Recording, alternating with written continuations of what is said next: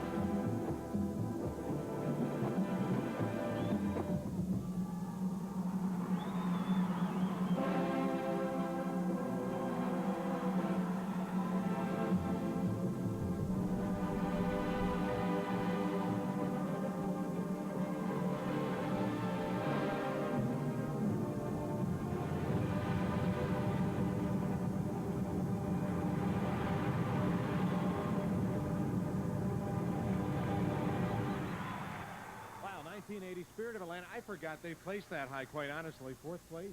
You know, DCI is full of surprises in placement. Tonight's going to be one of those nights for the record book. Yeah, we've got a tie to break here. Madison and Phantom Regiment came in tied last night in the semifinals.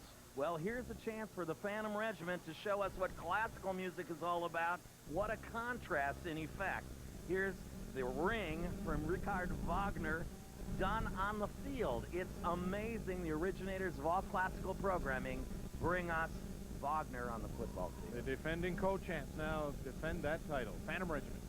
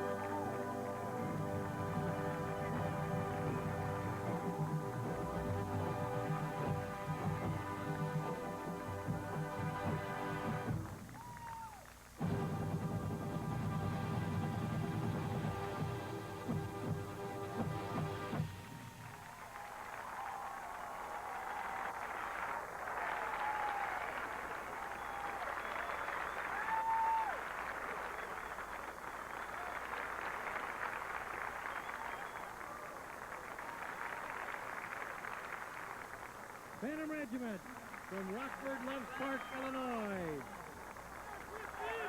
The mighty music of Richard Wagner. And nobody can bring it home on a football field better than the Phantom Regiment. Hammering of the Ring, Twilight of the Gods. Wow, that stuff is really no mean feat to conduct. And the lady who has done it masterfully all season long is with Dennis now in the end zone. Thank you very much, Steve. We're here with one of the great musical conductors I've ever seen in drum corps. Christy Spears has just aged out. She's conducted her last performance with Phantom Regiment. Christy, how do you feel? I can't believe that I'm aging out. It's an incredible feeling, and I can't believe that that's the last time I'll ever get to stand in front of the Phantom Regiment, because it's something special, and I just can't believe it's over. Tell us again, what was that performance like tonight for you? That was a performance that I will never forget. That was my last performance standing on a podium on a marching field, and we gave it everything that we had, and I think we maxed it out, and the crowd really appreciated it, and it's a pretty deep show, and we were able to grasp it and do the best that we could. I can't describe it in words. I can just feel it in here. What has Phantom Regiment, the family, meant to you over these years? Phantom Regiment is an incredible family, all around, not just with members, but staff, support staff, and it is definitely a second family to me, and you're always welcome when you age out and you come back. You get that incredible feeling every time that you meet up with them. Thank you very, very much for all you've given us. Best of luck to you in the future. Dennis, our flashback should be set up by you, seeing as how you had a handle in all this mayhem back in the days of the Bridgemen. Well, you know what? Of all the corps that I've ever been with in my life, the Bridgemen hold a very special place in my heart. I mean, the guys, between the genius of Bobby Hoffman, the attitude, the aura, the willingness to try and do anything to entertain was something very, very special. I'm very proud to introduce this spot. Let's look back at the 1980 Bridgemen.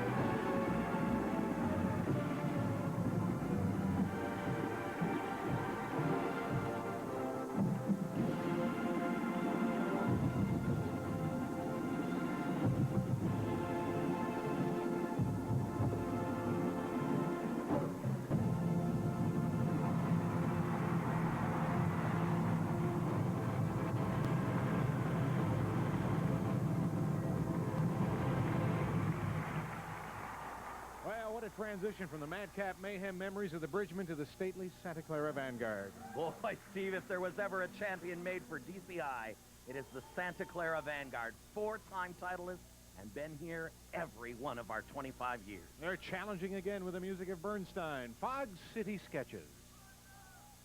Santa Clara Vanguard may take the field for competition.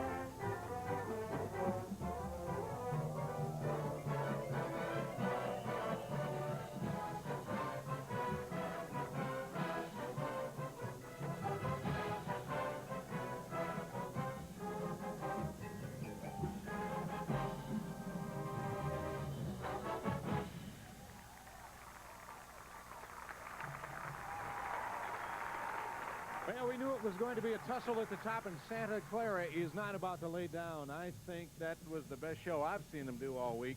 I'm not convinced that that isn't the best core Santa Clara's ever had. Wow, Unbelievable. that's saying a lot. It is saying a very much. Myron Rosander's drill for that Bernstein on the waterfront is absolutely state-of-the-art. Unbelievable. Some interesting percussion writing as well, and that's where Dennis picks up the Santa Clara story. You create some very wonderful moments in the show, and I'm particularly intrigued by your treatment of On the Waterfront, in which early on in the movement, you treat the melodic line, or you imply the melodic line through non-melodic percussion instruments. Talk a little bit about that. Well, the cool thing about On the Waterfront is there's so much rhythm already built into the piece, and that makes it real fun for a percussion arranger to jump in there. There's a lot of ostinato type rhythms in there. We can actually imply those in the middle of a bunch of other battery stuff that's going on. So there's a couple main themes like da-dum, dum, ba-dum, bum, bum, ba-dum, dum, which occurs pretty much throughout the whole thing. Da-dum, da-da-da-dum, da-dum, da-dum. So there's times when we can actually use that. Even when it wasn't in the original, we can start to imply that in the actual music that we do. The role of drum corps percussion is twofold. One, we drive the car, and two, we color the picture. Yeah. And I've got to say, you've done an incredible job on both fronts. Congratulations to you. I absolutely love the show. And this is somebody you're going to be hearing a lot about. For a long time, Steve. Jim Casella, percussion arranger, instructor, Santa Clara Vanguard. Let's go back to the booth.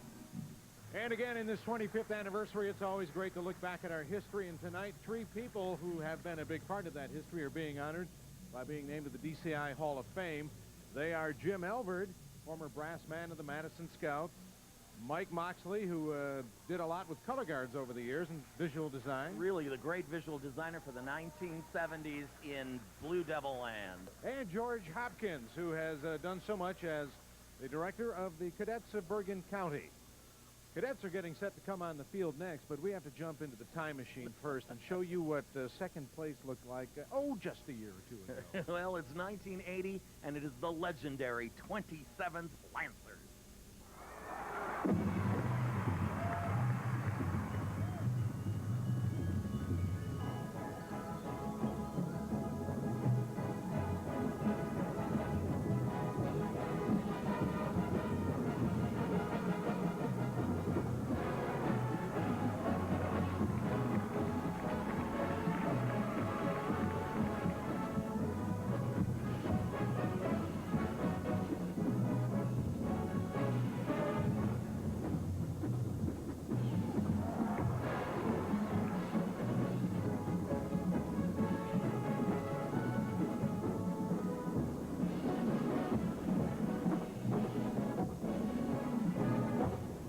There's another one I'd forgotten. I didn't remember 27th being in second. Well, you know, the great George Zingali, the amazing drill writer who invented this kind of style, brought it to Garfield. When he moved to the Garfield Cadets, they are now the Cadets of Bergen County, and Jeff Saktik, the new drill writer, has